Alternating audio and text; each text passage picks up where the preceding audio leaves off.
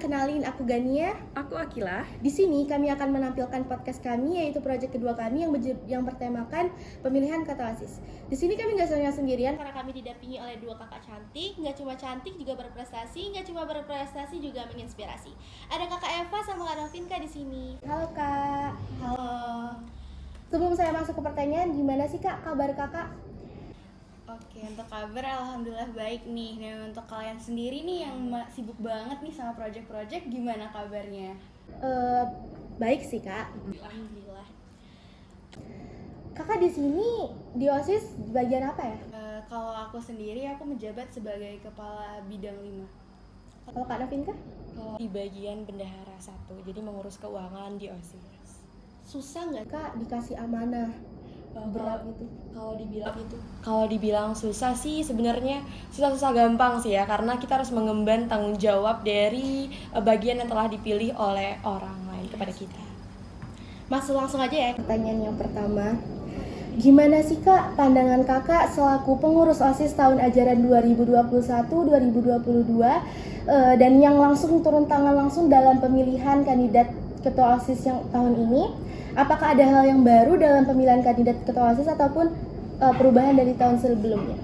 Oke, untuk menjawab hal tersebut tentunya banyak sekali perbedaan antara pemilihan ketua OSIS tahun ini, periode ini, dengan pemilihan ketua OSIS periode sebelumnya. Mungkin di periode sebelumnya itu hanya dinilai dari keaktifan dan sebagainya, tapi di periode kita kali ini kita menilai bahwa keaktifan itu nomor sekian, tapi masih ada banyak hal yang perlu dipertimbangkan, yang lebih penting untuk dipertimbangkan dalam memilih seorang ketua OSIS. Yang pertama di sini kita menilai dari seberapa besar jiwa kepemimpinan yang ada pada diri mereka, lalu kita juga menilai dari apakah mereka dapat menjadi seorang ketua OSIS yang bertanggung jawab nih, karena kan seperti yang kita ketahui ketua OSIS adalah jabatan yang paling besar yang dimiliki oleh siswa, yang dimana ia harus bertanggung jawab mengkoordinir seluruh anggota-anggotanya, bertanggung jawab untuk menjaga nama baik OSIS sekolah kita dan sebagainya. Tapi nggak hanya itu aja, di sini juga kita meninjau dari kemampuan public speaking yang dimiliki oleh kandidat tersebut. Kan malu dong ya kalau misalkan ketua OSISnya ternyata pemalu nih kalau di depan banyak orang. Jadi menurut kita public speaking adalah hal yang penting juga untuk ditinjau. Lalu juga kita meninjau dari segi soft skills yang dimiliki oleh para kandidat, baik dari skills editing, dalam membuat proposal, berbicara dan sebagainya sih. Oh, makasih Kak karena udah menjawab pertanyaan yang banyak banget ditanyakan oleh siswa kelas 10 SMA Negeri 1 Pangkal Pinang. Di sini akan dilanjutkan oleh Akila. Boleh spill dikit dong kak, udah sampai mana nih persiapan kakak-kakak untuk pemilihan ketua OSIS tahun ini? Spill nggak ya? Kayaknya nggak usah deh. Untuk perencanaannya pemilihan ketua OSIS tahun ini, kalau dari 1 sampai 100 kayaknya masih rata-rata di 20% sih. Karena apa? Karena pada saat sekarang OSIS ini masih sibuk dalam perayaan HUTS Mansa di November nanti. Jadi pada saat perencanaan pemilihan ketua OSIS ini kan biasanya terjadi di bulan Oktober ataupun November nih. Biasanya kan terjadi di bulan-bulan seperti itu. Jadi untuk sekarang masih dalam tahap pendiskusian ya. Siapa sih yang kira-kira yang cocok nih yang menjadi kandidat ketua OSIS? Karena kan tahap pendiskusian ini tidak boleh kita tergesa-gesa atau terburu-buru. Harus ada keputusan bersama antara satu orang dengan orang yang lain, seperti itu. Makasih Kak ya. Jadi itu guys jawaban dari Kakak Novinka.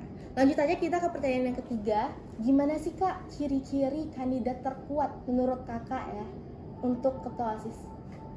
Oke, kalau menurut aku sendiri, aku pribadi pengen ketua OSIS Mansa di periode setelahnya itu memiliki sifat yang tanggung jawab, di mana dia bisa didengar, bisa mengkoordinir seluruh anggotanya. Juga aku pengen ketua OSISnya itu tegas, karena tegas itu ada hal yang utama agar ketua OSIS ini dapat didengar oleh seluruh anggotanya nih. Kan ketua OSIS itu harus didengar ya kan? Itu adalah hal yang paling penting dalam sebuah organisasi, di mana pemimpin harus didengar oleh anggotanya. Dan juga aku pengen yang tadi aku bilang nih, kalau misalnya ketua OSIS itu harus punya kemampuan public speaking yang bagus, biar kalau misalkan diundang dalam acara seminar atau forum itu nggak malu-maluin. Iya. Kalau untuk Kak Novinka gimana sih Kak? Apakah ada pengalaman yang berkesan selama Kakak menjabat menjadi bendahara OSIS? Kalau pengalamannya sih pada saat seleksi sih kayaknya yang spesifiknya nggak ada sih.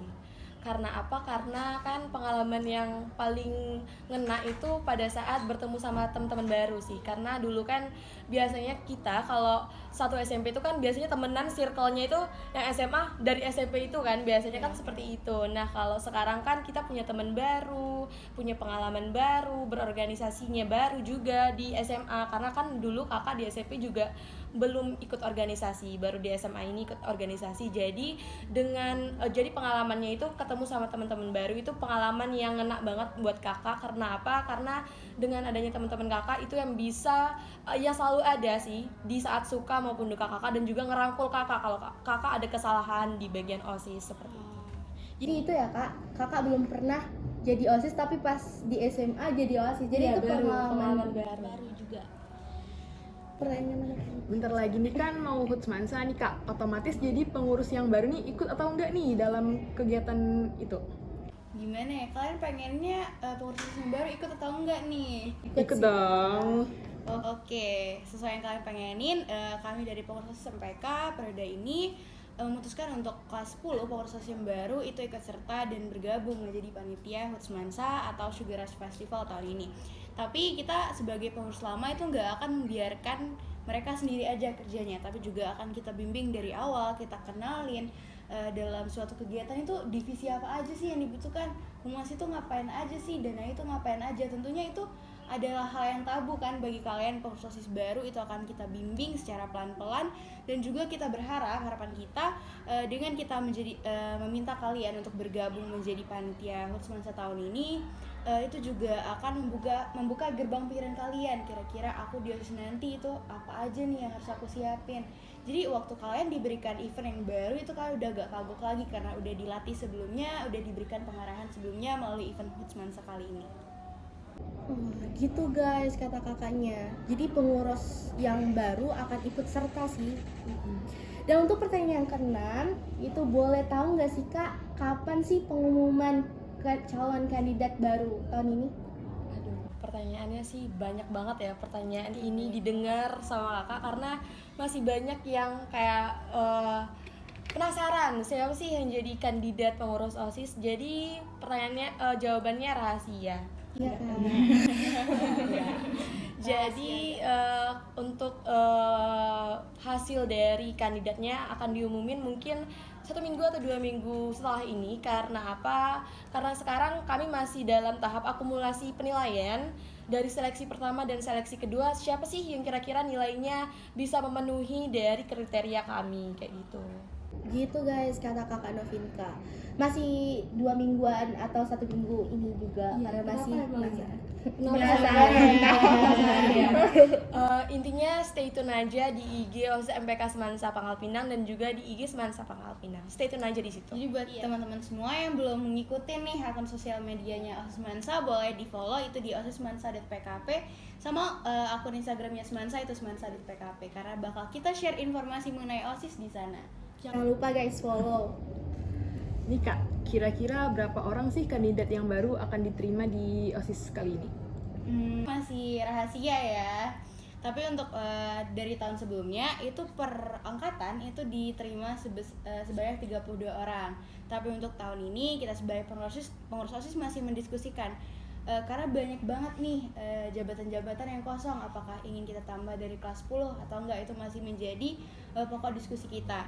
Nah, untuk berapa orang pastinya yang akan diterima, ya sama kayak tadi, stay tune aja di IG Semansa sama di IG Semansa. Iya sih Kak.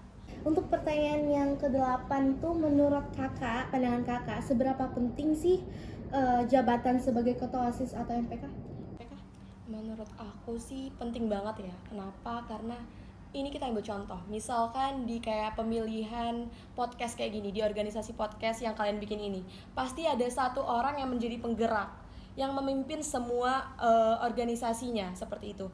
Dan juga contoh besarnya kayak di sekarang hidup di Indonesia. Kita tinggal di Indonesia, pasti adanya satu presiden yang menjadi pemimpin, kepala dari semua kepala. Jadi harus adanya satu kepala dengan yang bisa merangkup semua kepala yang ada di sekitarnya. Sama seperti OSIS, dengan kepala-kepala yang berbeda, dengan pemikiran-pemikiran yang berbeda, pendapat-pendapat yang berbeda, harus ada satu kepala yang mendinginkan, menetralkan semua pendapat-pendapat tersebut. Jadi tentunya pemimpin itu sangat diperlukan. Sesosok pemimpin itu sangat dibutuhkan pada saat kita melakukan organisasi atau menerapkan prinsip-prinsip yang sesuai dengan organisasi. Jadi harus ada, dan penting banget adanya ketua OSIS ataupun ketua MPK, karena penggerak-penggerak OSIS itu ya mereka yang memimpin dan mereka yang bertanggung jawab terhadap semuanya. Iya sih Kak. Gitu guys, jawaban dari Kakak Novinka. Di sini tuh pertanyaan terakhir. Jadi Kakak Novinka sama Kak Eva harus jawab masing-masing. Adakah pesan dan kesan untuk calon pengurus ataupun kandidat ketua OSIS yang baru? Oke, untuk kesan sendiri itu banyak banget ya, seperti yang Kak Novinka bilang di awal, OSIS itu adalah jembatan kita dalam mencari teman. Nggak hanya itu aja, di sini melalui OSIS selama 2 tahun periode jabatan ini, kakak juga diajarkan banyak banget kemampuan-kemampuan yang sebelumnya kakak nggak tahu. Juga di sini kakak mendapatkan banyak relasi, baik dari teman seangkatan, alumni, adik kelas, dan sebagainya. Dan juga melalui OSIS banyak banget pengalaman seru yang sebelumnya nggak pernah kakak rasain. Dan untuk pesan untuk pengurus-pengurus yang baru, mungkin memang kalian agak kaget di awal karena sibuk banget OSIS di awal. Tapi yakin dan percaya itu akan kebayar banget sama pengalaman-pengalaman seru yang akan kalian dapetin, baik dari sesama angkatan kalian dan juga OSIS satu periode. Itu banyak banget pengalaman seru yang bisa kalian dapat. Dan juga seperti yang kakak bilang tadi, melalui OSIS kalian juga bisa mengenal banyak banget relasi. Jadi gitu guys jawaban dari Kak Eva. Dilanjutkan oleh Kak Novinka. Kalau menurut aku sih, kesan-pesan aku ya, kalau kesannya senang dan juga merasa bangga karena aku bisa terpilih menjadi bagian dari OSIS MPK tahun ini. Dan juga kakak berharap adik-adiknya juga bisa senang dan bangga dengan mereka sendiri karena mereka bisa terpilih dari ratusan orang yang mendaftar dan melakukan seleksi. Mereka 32 terbaik ya, 32 yang terpilih kayak gitu. Jadi mereka juga harus merasa senang sama kayak kakak merasa senang.